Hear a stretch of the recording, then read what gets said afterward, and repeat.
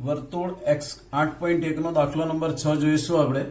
વર્તુળ x કરતા y square = 4, રેખા x = √3y અને x અક્ષ દ્વારા આવૃત પ્રથમ ચરણમાં આવેલા પ્રદેશનું ક્ષેત્રફળ શોધો. x કરતા y સ્ક્વેર = 4 એટલે ઉગમ બિંદુ કેન્દ્ર અને 2 ત્રિજ્યાવાળું વર્તુળ છે. ખબર કેવી રીતે પડે તો કે x સ્ક્વેર ને આપણે x - 0 નો સ્ક્વેર લખાય, y સ્ક્વેર ને y - 0 નો સ્ક્વેર લખાય અને 4 ને 2 સ્ક્વેર લખાય. આ ઉગમ બિંદુ કેન્દ્ર અને 2 ત્રિજ્યાવાળું વર્તુળ દર્શાવે છે. x = √3y નું સાદુરૂપ આપીએ તો y = 1/√3 x એટલે y - 0 = 1/√3 x - 0. ઉગમ બિંદુમાંથી પસાર થતી ને 1/√3 ઢાળવાળી રેખા થાય. 1/√3 ઢાળવાળી એટલે x અક્ષ સાથે 30 ડિગ્રીનો ખૂણો બનાવે, કારણ કે 1/√3 ઢાળ એટલે tan θ એટલે tan 30 બરાબર 1/√3 થાય, એટલે આ 30 ડિગ્રીનો ખૂણો બનાવે છે અહીંયા આગળ. હવે તમારે આની અંદર બે ટુકડાનું ક્ષેત્રફળ શોધવાનું છે. સૌથી પહેલા આપણે છેદબિંદુ શોધી કાઢીએ. વર્તુળ x કરતા y સ્ક્વેર અને x = √3y છેદબિંદુ શોધવા x = √3y ના વર્તુળના સમીકરણમાં મૂકી દઈએ. x ની જગ્યાએ √3y મૂકીએ અને સાદુરૂપ આપીએ તો y બરાબર +-1 મળ્યું. y બરાબર 1 ને રેખાના સમીકરણમાં મૂકો તો x બરાબર √3 અને y બરાબર -1 ને રેખાના સમીકરણમાં મૂકો તો x = -√3. તો આ √3 1 અને -√3 -1 બે છેદબિંદુ મળ્યા, પણ આપણે પહેલા ચરણમાં આવૃત પ્રદેશનું ક્ષેત્રફળ શોધવું છે એટલે આની જ જરૂર પડશે. આ √3 1 માંથી x અક્ષ પર લંબ દોરીએ તો આ બિંદુના એમ √3 0 થાય અને આ જે ઊભી રેખા દોરી છે શિરોલંબ રેખા, એનું સમીકરણ x = √3 થાય. આનું સમીકરણ x = 0 અને અહીંયા આગળ એક ઊભી રેખા દોરીએ, આ ત્રિજ્યાના કારણે 2 0 લખ્યું છે, તો એ જ રેખાનું સમીકરણ x = 2 થાય. બે ટુકડાનું ક્ષેત્રફળ શોધે. આ પહેલું a1 અને બીજો ટુકડો a2. ચાલો, પહેલા ટુકડાનું માગેલ ક્ષેત્રફળ a બરાબર a1 વત્તા a2. ચાલો, a1 એટલે તમારો આ જે ટ્રાયેંગલ છે તે કાટકોણ ત્રિકોણનું ક્ષેત્રફળ શોધી કાઢીએ તોય ચાલે, પણ ઘણીવાર એક પરીક્ષામાં એવું કહેતા હોય છે કે સંકલનની મદદથી ગણો, એટલે આપણે સંકલનની મદદથી ગણીએ છીએ. y = 1/√3x, બાઉન્ડ્રી x = 0 અને x = √3, જે મેં તમને હમણાં વાત કરી એ પ્રમાણે છેદબિંદુમાંથી સીધી x અક્ષ પર લંબ દોરી એટલે શિરોલંબ રેખા x = √3. y = fx = 1/√3x, x = 0, x = √3 અને x અક્ષ દ્વારા આવૃત પ્રદેશનું ક્ષેત્રફળ સાદુરૂપ આપ્યું. બરાબર, સાદુરૂપ જેવું કામ જાતે કરવાનું. બરાબર, બધા ઉપર આધાર રાખશો તો નહીં મેળ પડે.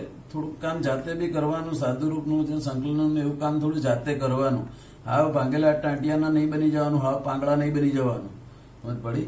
ચાલો, બીજા ટુકડાનું ક્ષેત્રફળ a2 એટલે આની અંદર તમારો આ વર્તુળનો ભાગ આવશે અને બાઉન્ડ્રી x = √3 થી આ ત્રિજ્યાના કારણે 2 0 લખ્યું હતું ને એટલે x = 2 એટલે વક્ર y = fx = √4 - x², x = √3, x = 2 અને x અક્ષ દ્વારા આવૃત પ્રદેશનું ક્ષેત્રફળ √3 થી 2 √4 - x². આનું સૂત્ર બધાને આવડે છે સંકલનનું. x/2 √a² - x² + a²/2 sin 1 x/a. √3 થી 2 લિમિટ અહીંયા મૂકો એટલે આ સ્ટેપ 0 થઈ જાય અને 4/2 sin 1 એટલે 2 sin 1 વધ્યું. √3 લિમિટ મૂકીએ તો √3/2 √4 - 3 √3² 3 એટલે √1 વત્તા 2 4/2 એટલે 2 sin 1 √3 મૂક્યું એટલે √3/2. સાદુરૂપ આવ્યું તો a2 થયું π/3 - √3/2. a1 અને a2 બંનેનો સરવાળો કરીએ તો √3/2 આવ્યા અને આ π/3 - √3/2. √3/2 ઉડી ગયા, જવાબ π/3 આવ્યો, એટલે આનો જવાબ π/3 થશે. બે ક્ષેત્રફળનો સરવાળો કર્યો આપણે. હવે આપણે 8.2 નો બીજો દાખલો જોઈશું. 8.2 નો બીજો દાખલો ધ્યાનથી જુઓ. પરવલય x² = 4y અને 4x કરતા 4y² = 9.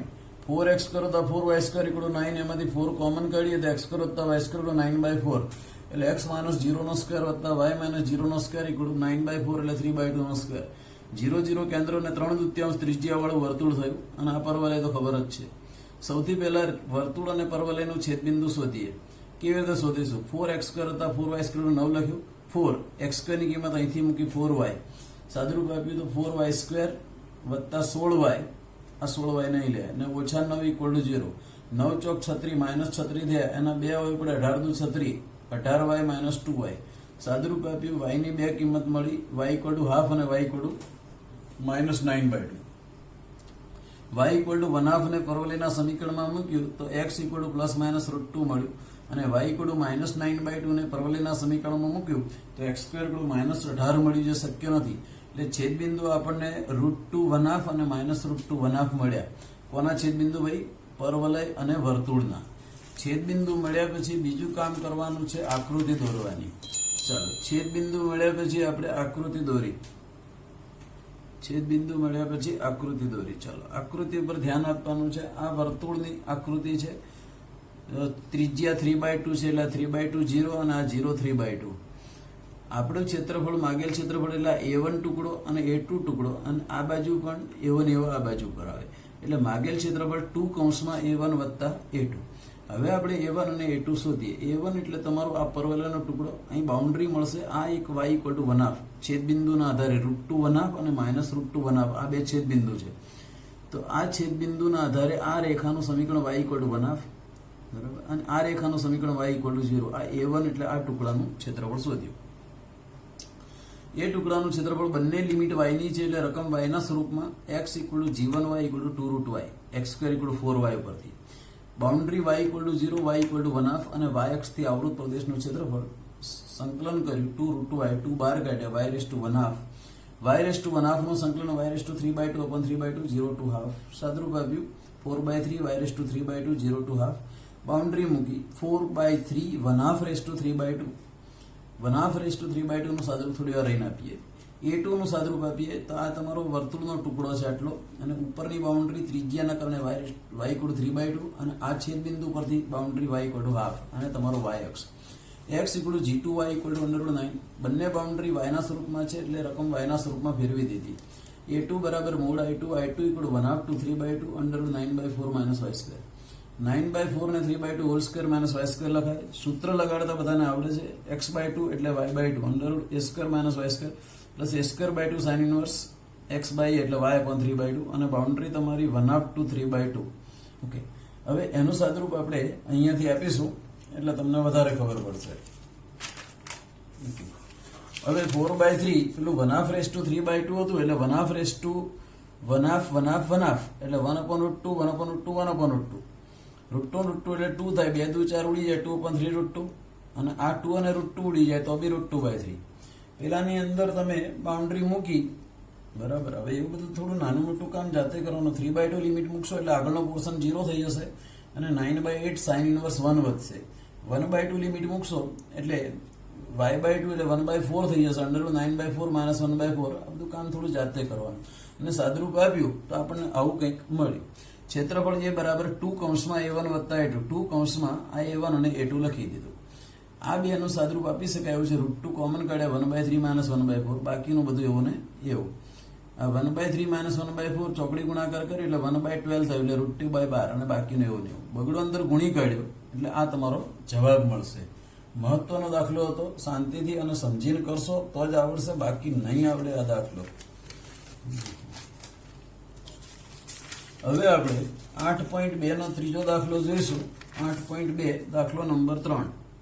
ઓકે, સારો દાખલો છે, મહત્વનો દાખલો છે. y = x² + 2 y = x x = 0 x = 3 વડે આવૃત પ્રદેશનું ક્ષેત્રફળ. y = x² + 2 એનું સાદરૂપ આપીએ તો x² = y - 2 લખાય. જેનું વધારે સાદરૂપ આપીએ તો x - 0 ² = y - 2. આ પરવલય થયું પણ 0 0 શીર્ષ નથી, એનું શીર્ષ 0 2 છે એટલે પરવલય x² = 4ay ટાઈપનો થયો. x² = 4by કે 4ay એટલે આ ઉપર ટાઈપ થાય, પરંતુ એનું શીર્ષ જનરલી શીર્ષ 0 0 હોય છે પણ અહીં શીર્ષ તમારું 0 2 છે એટલે અહીંથી પરવલય ટર્મ લેશે. y = x એટલે y - 0 = 1 × x - 0 0 0 માંથી પસાર થતી ને 1 ઢાળ વાળી. 1 ઢાળ એટલે x અક્ષ સાથે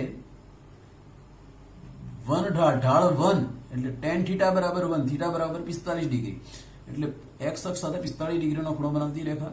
y = x x ધન તો y ધન x ઋણ તો y ઋણ ઉગમ બિંદુમાંથી પસાર થાય અને પહેલા અને ત્રીજા ચરણમાંથી પાસ થતી રેખા.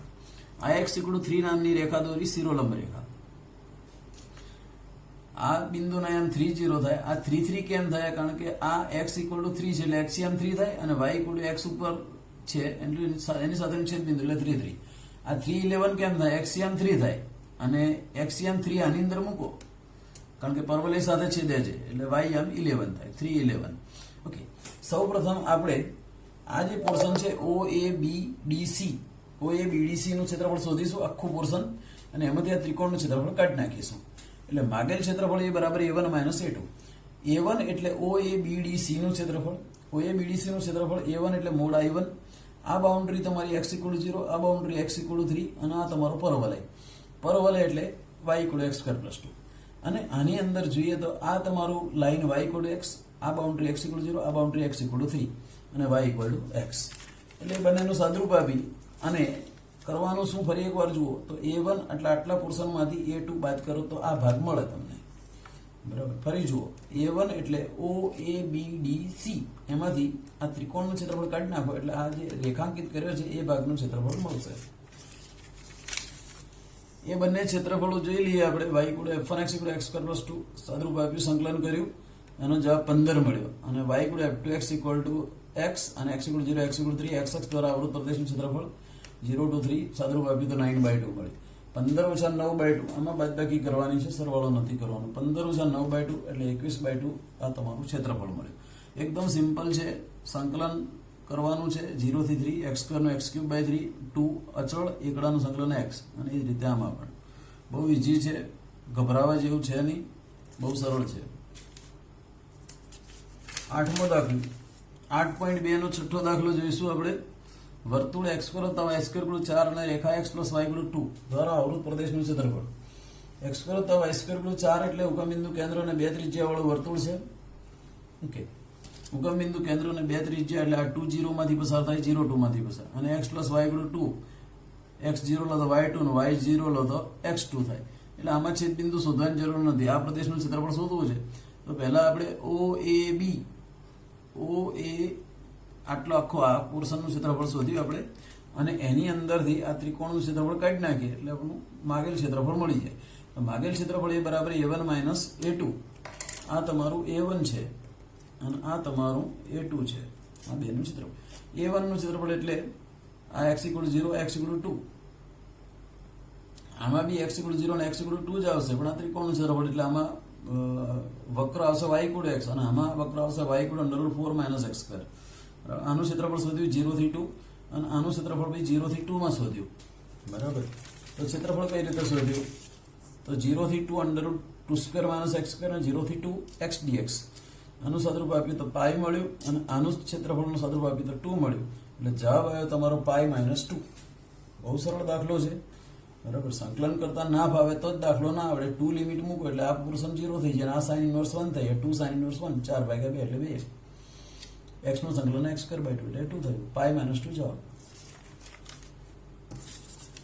દાખલો નંબર 8.2 નો 7મો.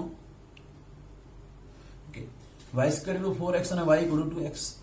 સૌથી પહેલા છેદબિંદુ શોધી કાઢીએ. y² = 4x, એમાં y ની જગ્યાએ 2x મૂક્યું. 4x² = 4x, 4x² - 4x = 0, 4x common, x - 1 = 0. Okay, x ની કિંમત 0 અને x ની કિંમત 1. x ની કિંમત 0 પરથી y ની 0, x ની 1 પરથી y ની 2, 0 0 અને 1 2 છેદબિંદુ મળે. ઓકે, હવે આમાં ક્ષેત્રફળ શોધવા માટે આકૃતિ દોરી દીધી y = 2x ની, આ પરવલયની આકૃતિ y² = 4x ની, આ ભાગનું ક્ષેત્રફળ શોધવું છે. તો સૌથી પહેલા આપણે ક્ષેત્રફળ શોધીશું OABO નું ક્ષેત્રફળ, જેમાં પરવલય છે, અને એમાંથી આ ત્રિકોણનું ક્ષેત્રફળ બાદ કરી દઈશું, OAB નું ક્ષેત્રફળ બાદ કરી દઈશું. ઓકે, વક્ર y = 2√x, બાઉન્ડ્રી તમને ખબર જ છે x = 0 થી આ 1 2 માંથી આમ શિરોલંબ દોરીએ ને આપણે x અક્ષ પર લંબ, તો આ 1 0 થાય એટલે આ લાઈનનું નામ x = 1. x = 0 થી x = 1, y = 2√x. અહીંયા આગળ પણ ત્રિકોણ જ છે, પણ y = 2x, x = 0 થી x = 1, x અક્ષ, અને વક્ર y = 2x. ખાલી વક્ર બદલાય છે, બાકી બાઉન્ડ્રી બંનેની સરખી જ છે. ક્ષેત્રફળ શોધી કાઢીએ. ચલો હવે ક્ષેત્રફળ શોધીશું. 0 થી 1 2√x, એનું ક્ષેત્રફળ શોધ્યું તો 4/3 મળ્યું, અને પેલાનું ક્ષેત્રફળ શોધ્યું તો 1 મળ્યું. માગેલ ક્ષેત્રફળ A = A1 - A2, 4/3 - 1 એટલે 1/3 ચોરસ એકમ.